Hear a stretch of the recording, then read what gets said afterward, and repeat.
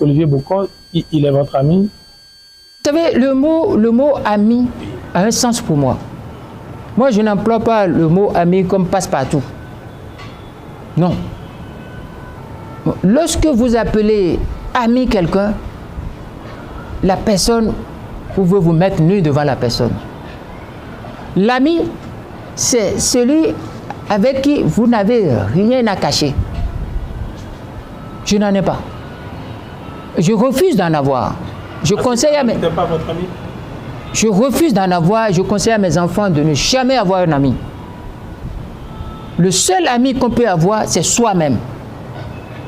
Je vous envoie 3 référentiels d'amitié. Vous allez comprendre que le seul ami qu'on veut avoir, c'est soi-même. La première référentiel, c'est le chanteur Fiossi. Allez, nous comptons. Fiossi, vous connaissez ça. Et il dit, c'est dans le malheur qu'on connaît les vrais amis. Et dans son allégorie, il a fait quoi? Il est allé chez son maître Fa. Il dit, j'ai tué. Le maître Fa dit, je n'en suis rien, je n'en sais rien, je ne veux pas m'amêler. Il va chez son beau-père. Le beau-père dit, quitte là. Si tu continues, je t'arrache ma fille. Mais il est allé chez son ami. L'ami dit, tiens, assois-toi, bois. Le cadavre est où? Reste là, ne bouge pas. Moi, je vais enfermer.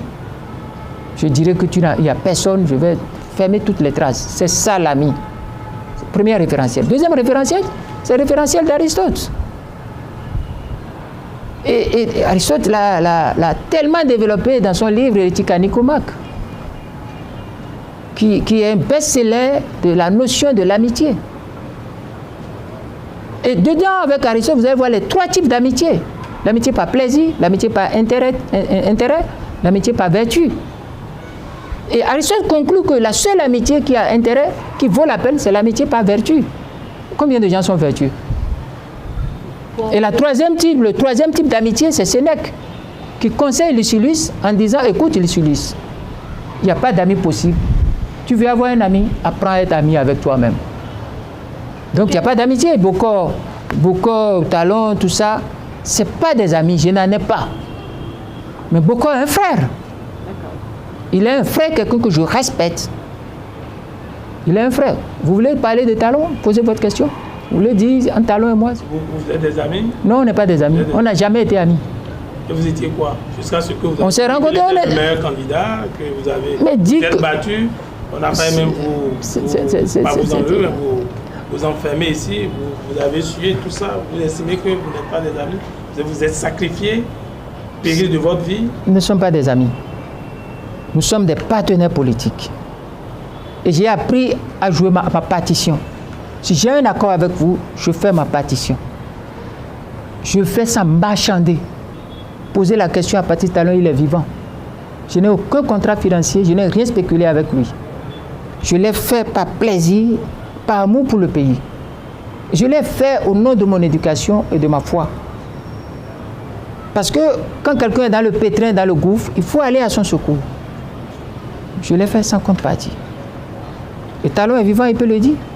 Il m'avait proposé même d'être son candidat. Autre révélation, je vous fais. Talon m'a dit d'être son candidat. Et qu'est-ce qui s'est passé? Mais j'ai refusé. J'ai refusé. Pourquoi?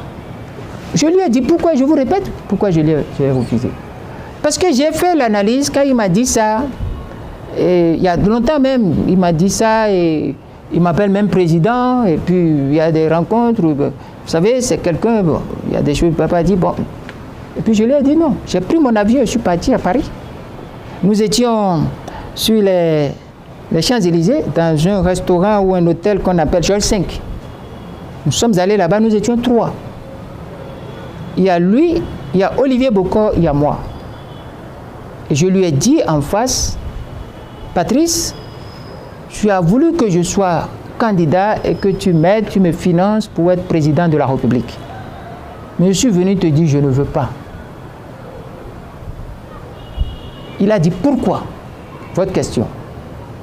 J'ai dit, je ne veux pas, parce que moi, je suis formé pour l'intérêt public, l'intérêt général. Toi, tu es un homme d'affaires, tu es formé pour le privé.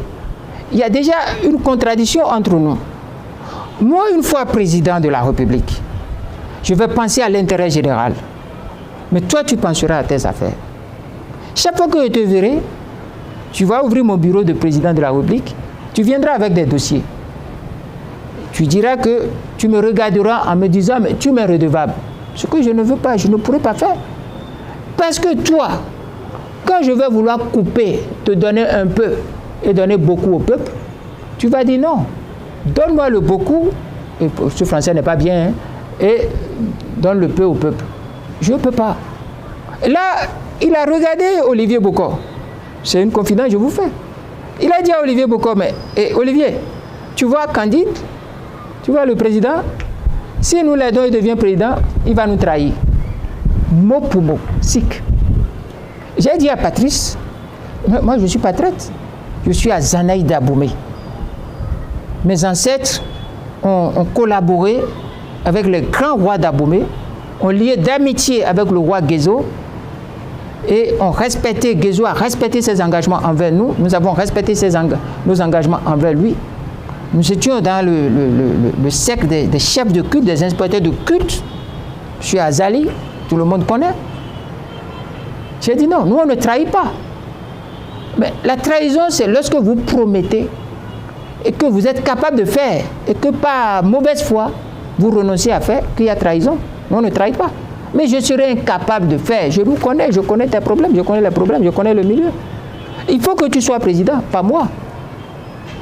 Et il regardait Olivier ne parle pas beaucoup hein, comme ça. Hein. Olivier l'a regardé, j'ai dit non, je ne peux pas. Et j'ai dit à Patrice, et c'est ce qui va le rattraper d'ici peu ça. J'ai dit, je vais te donner un conseil. Si tu ne prends pas le pouvoir maintenant, nous ne gagnerons pas. Parce que le peu d'argent que tu as à donner à ci et ça, ton argent va combattre ton argent, ça va s'effriter, et c'est le réseau qui va gagner. Deuxièmement, même dans ces conditions, si tu mets ton fils Lionel, tu mets ton fils président, il ne respectera jamais ce que tu vas lui demander de faire. Et tu finiras par t'embrouiller avec lui. J'ai dit ton fils, même tu prends ton propre fils, il ne pourra pas. Je sais ce qu'est le pouvoir. Vous parlez à un homme politique et à un philosophe politique qui a travaillé sur la politique ancienne du temps de Sénèque, donc du temps des Césars et des Augustes, du temps de Rome, où il y a les intrigues du pouvoir. C'est ça la question. Et il est vivant. D'abord, je parle devant écran, tout et tout, vous me connaissez. Il est vivant. Si je dis que c'est pas ça, il n'a qu'à dire.